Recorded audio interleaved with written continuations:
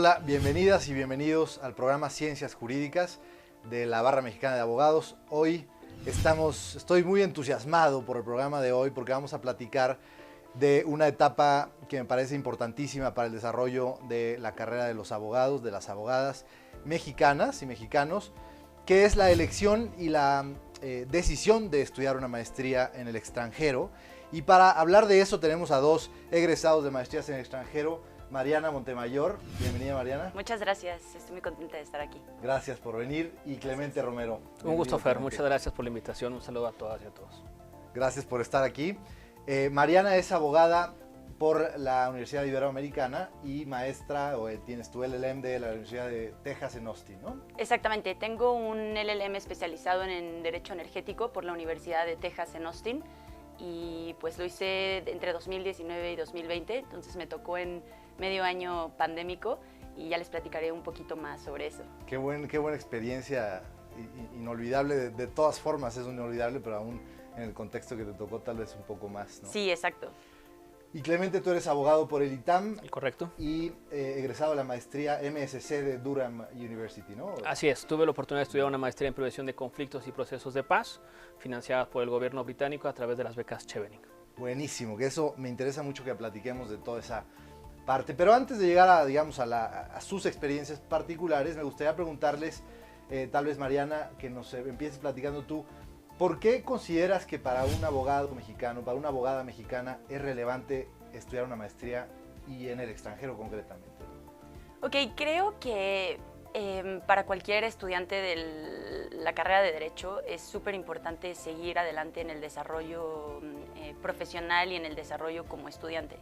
Creo que estudiar en el extranjero te permite tener la capacidad de compartir el salón de clases con gente de primer nivel de todos los países del mundo. Claro. Esta multiculturalidad te permite también entender qué es lo que está pasando alrededor del mundo y tomar ejemplos de otros países y poder venir a México y realmente hacer una diferencia con ese conocimiento y poder pues también permitirle a México crecer como país y crecer a nivel educativo, ¿no? Claro, o sea, la contribución con la que regresas al país es no solamente profesional, ¿no? Que el contenido técnico, digamos, de la maestría, sino toda esta experiencia que a nivel humano se tiene compartiendo con gente de otras partes del mundo, ¿no? Exacto, creo que es súper nutritivo conocer diferentes culturas y conocer también cómo los abogados son en diferentes países del mundo, porque creo que la carrera de Derecho, pues como bien sabemos, es de las más antiguas que hay y es muy curioso ver cómo en todos los países pues ser abogado es algo importante, ¿no? Es algo que conlleva cierta responsabilidad en relación con el conocimiento que nosotros tenemos.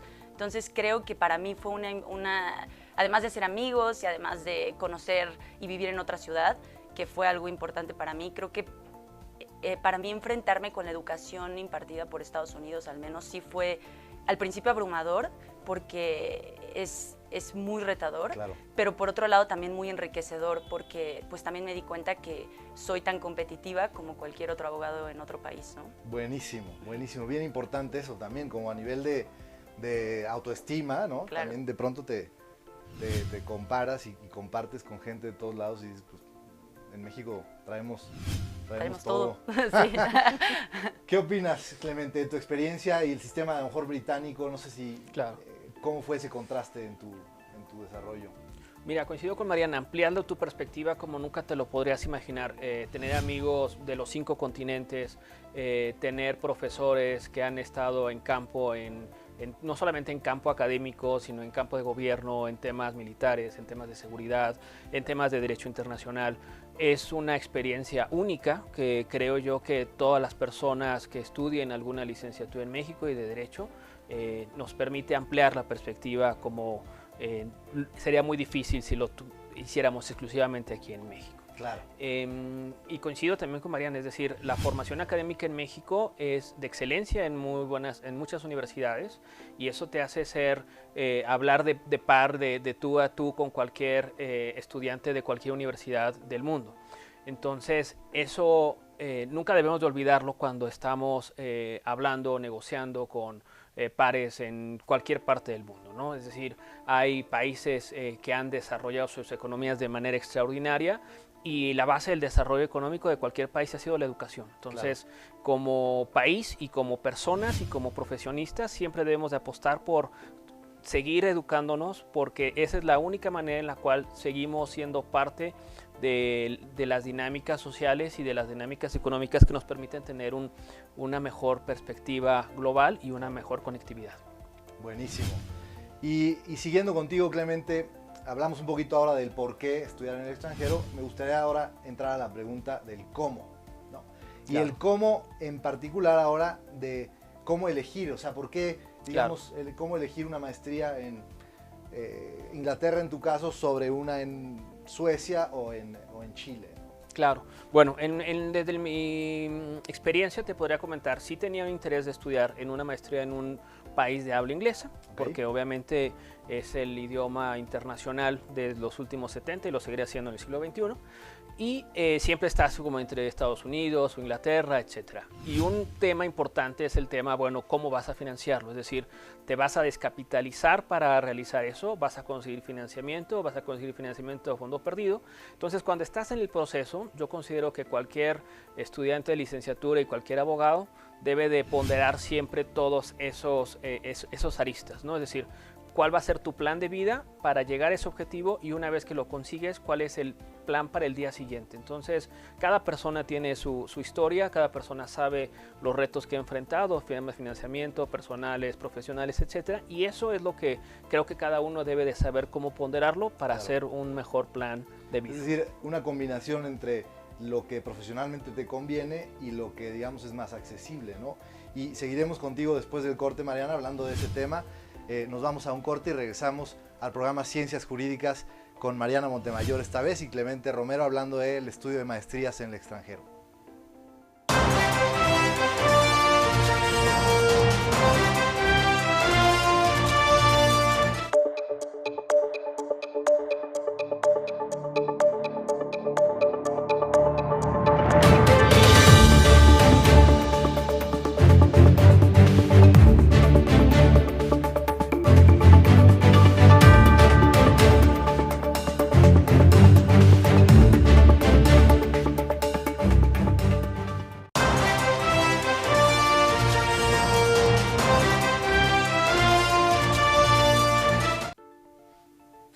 Estamos de regreso en el programa Ciencias Jurídicas, esta vez hablando del estudio de maestrías en el extranjero para abogadas y abogados mexicanos, con Mariana y Clemente, que tuvieron ambos la experiencia de hacerlo. Y Mariana, me gustaría preguntarte ahora, un poco hemos hablado de la razón de ser, digamos, de la experiencia de maestría en el extranjero. Ahora me gustaría preguntarte, digamos, asumiendo que es una buena idea, como lo hemos platicado, pues ¿cómo te preparas para llegar? ¿Cuánto tiempo necesitas? ¿Y cuáles serían los temas clave para prepararte para irte al extranjero a una maestría? Claro. Yo creo que el proceso de selección de una maestría y de aplicación y de decisión de a dónde te vas a ir lleva más o menos un año. Okay. Yo creo que mi recomendación sería medio año antes de que sepas que te vas a ir, pues ya tengas todo listo. Eso o sea, sí, si el curso, como en la mayoría de las universidades, empieza en agosto o septiembre, tú...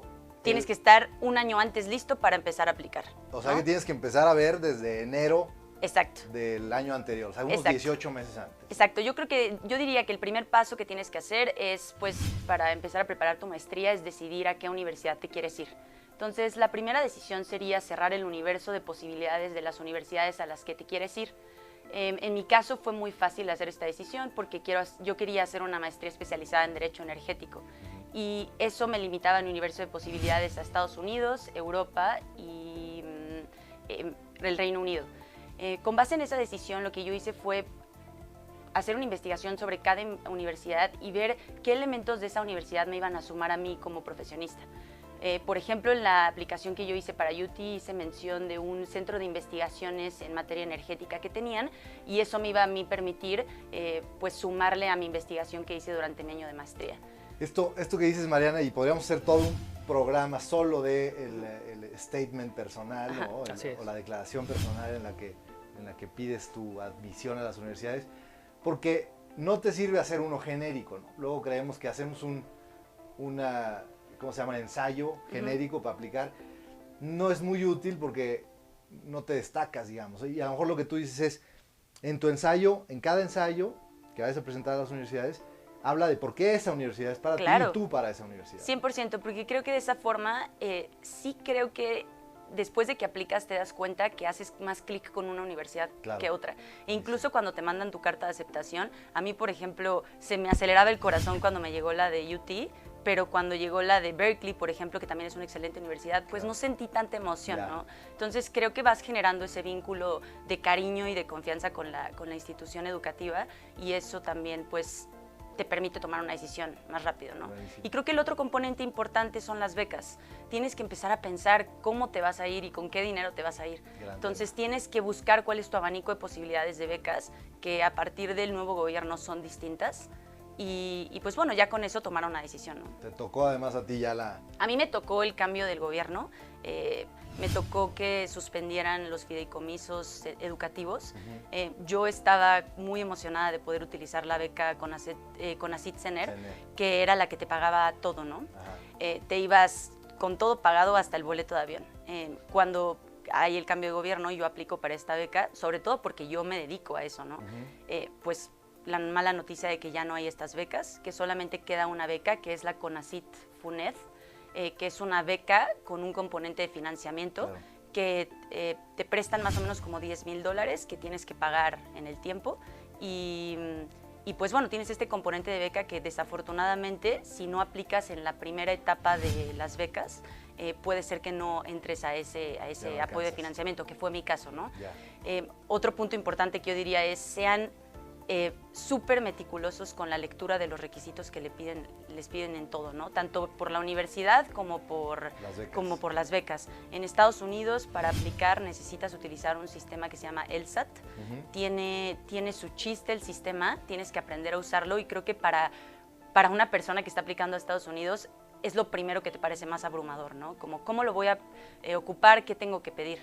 Y creo que la tercera parte, como muy importante, sería adelantar el tema de las cartas de recomendación con tanto profesores como gente que ha trabajado contigo. Buenísimo, ¿no? Buenísimo.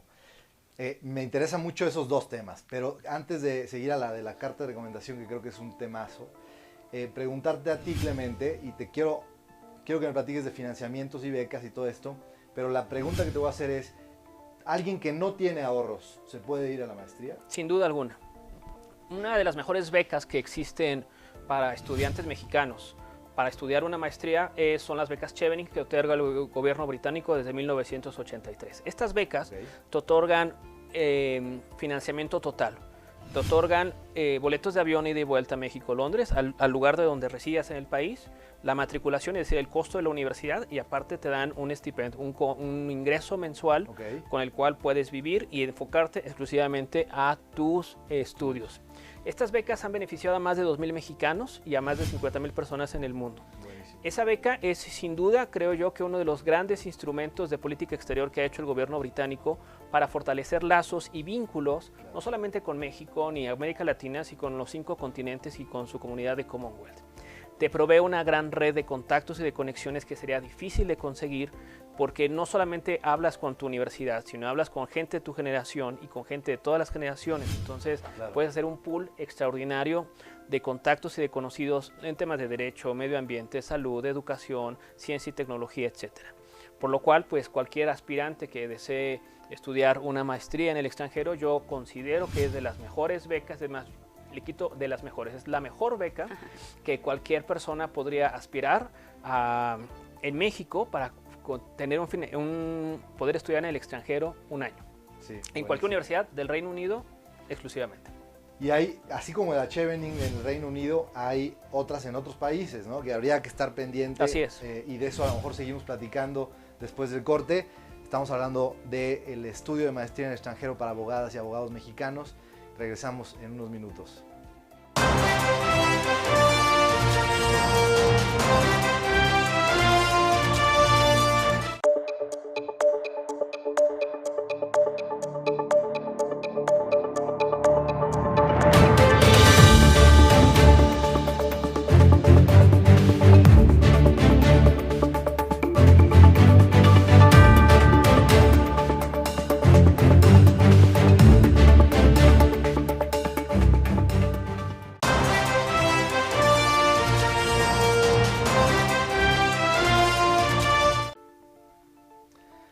estamos de regreso en el programa Ciencias Jurídicas, platicando del estudio de maestrías en el extranjero para abogadas y abogados mexicanos. Hoy tenemos a Mariana y a Clemente con nosotros, con diferentes experiencias muy ilustrativas ambas. Y me gustaría, hablando del financiamiento, digamos, hasta ahora hemos platicado un poco de la conveniencia de estudiar en el extranjero, de que cualquiera puede acceder realmente con el esfuerzo necesario. Y para hacerlo hay que tocar, digamos, los botones adecuados. Y esos, en el caso del financiamiento, uno son las becas públicas, ¿no? Así es. Como el caso de Chevening que nos platicaste, Clemente. Y Mariana, en tu experiencia, ¿qué más hay para financiar una maestría? O sea, tú dices que además las colegiaturas en Estados Unidos particularmente son imposibles, ¿no? Y para un estudiante que a lo mejor no tiene ahorros o el apoyo familiar, puede ser descorazonador de pronto, ya desalentador de inicio. Entonces, digamos que tú aplicas, te admiten y luego, ¿qué haces con el financiamiento? ¿Qué opciones hay, además de las becas? Pues mira, a mí cuando empecé a tener todas estas malas noticias, la verdad es que me empecé a frustrar un poco, pero como bien dices, hay otras opciones, hay otras oportunidades y la falta de financiamiento en México en ningún caso debería de ser una determinante para tomar una decisión para hacer una maestría en el extranjero.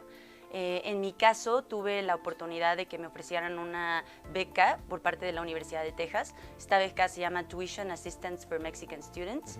Esta es una beca que pues, cualquier mexicano puede aspirar a tener por el simple hecho de ser mexicano. Entonces, o sea, eres mexicano, te admiten y accedes a esa. Simplemente tienes que hacer pues, procesos administrativos de aplicación para la beca, pero en realidad el simple hecho de ser mexicano te permite aplicar esa beca que tiene un equivalente a $16,000. Entonces, al menos en Texas, si una persona estuviera interesada en hacer una maestría, por mucho les podría decir que es más barato que estudiar en otros estados de Estados Unidos, en una universidad que además es de primer nivel. Buenísimo. Entonces creo que lo que deberían explorar también es pues, que las universidades privadas dan directamente becas. Existen también otro tipo de financiamientos que van más enfocados a créditos y entonces obviamente como estudiante tienes que empezar a repagarlos entre 1 o 2 años al terminar tu maestría dependiendo de cómo esté estructurado el financiamiento. Las tasas de interés no son muy altas, pero pues sí es diferente a una beca. Ahora, un crédito mexicano que es súper bueno es el crédito FIDER, que es un crédito que otorga el gobierno mexicano, es súper fácil de aplicar, únicamente se tienen que seguir los requisitos ahí establecidos. Es importante obviamente tener y contar con un aval que tenga una propiedad en México, pero de ahí en fuera es un financiamiento de $10,000 que igual cualquier mexicano, por ser mexicano, puede tener. Buenísimo, buenísimo. Entonces, FIDER, CONACYT, FUNED, las becas que las universidades te puedan ofrecer, que de pronto no se sabe de antemano, y claramente las becas más conocidas o públicas como Chevening, como Fulbright en Estados Unidos, como Fundación Carolina, creo en España, IFEL, hay una Fundación IFEL en Francia, y así hay muchos en diferentes partes del mundo. Es posible, ¿no? Digamos, para cerrar el tema del financiamiento, es posible, aunque de pronto sientas que no. Sin duda. Hay que hacerlo, hay que Siempre intentarlo. se puede. Y ahora una pregunta que quiero hacerte, Clemente, es ¿cuándo estudiar la maestría? O sea, terminas la carrera a los 22, 23, 24 años.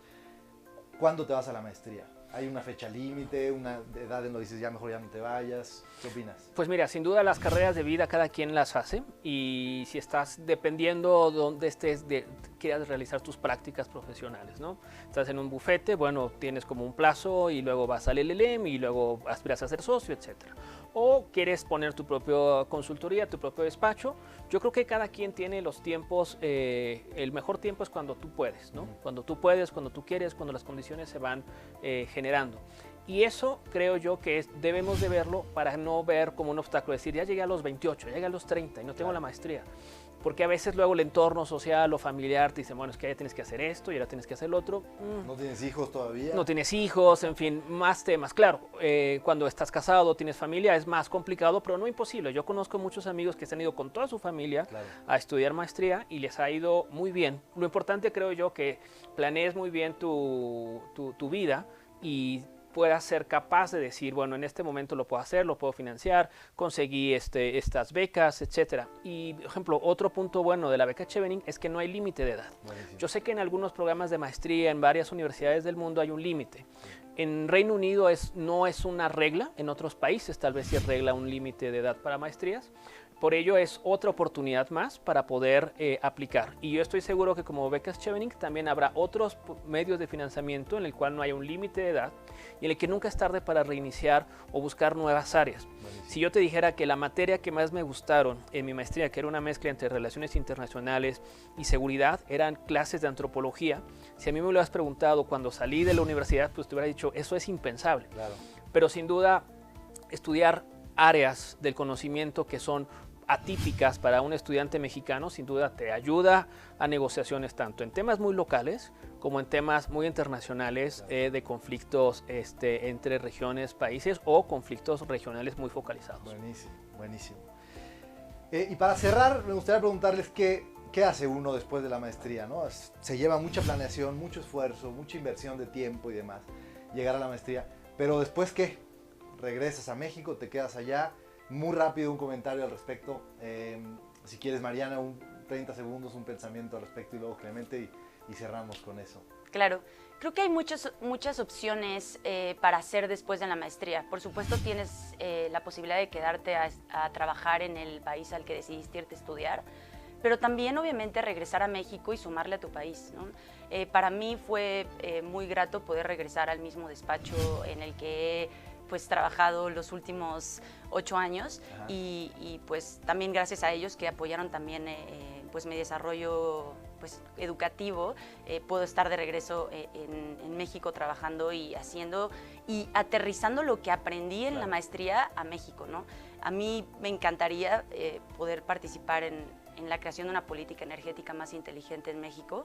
Y creo que las herramientas que adquirí en la maestría al menos me dirigen hacia ese punto ahora y creo que puedo hacer eso, ¿no? Buenísimo. Y Clemente, 30 segundos, ¿qué haces después de la maestría? Bueno, reinicias vida, pero bien como comentaba Mariana, bueno, puedes regresar al lugar que te apoyó desde el punto de vista laboral o reinicias una etapa. Por ejemplo, en mi caso yo empecé a trabajar en una OSC que nunca había trabajado. Estuve ahí 3 años y he regresado a trabajar por mi cuenta en mi propio despacho, ¿no?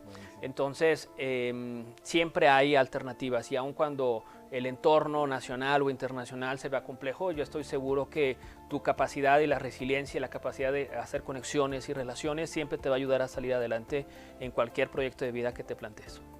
Pues muchísimas gracias, Mariana, gracias Clemente por estar en el programa. Un gusto. Un programa que a mí me encantó, desde luego que podríamos hacer 2 o 3 horas de este programa, de este tipo de programas, pero creo el mensaje más importante a los abogados, estudiantes de Derecho y abogados jóvenes en México es: intenten, si tienen la intención, si tienen el interés, intenten estudiar en el extranjero. Hay caminos, como muy bien nos lo platicaron Mariana y Clemente. Muchas gracias y nos vemos la próxima.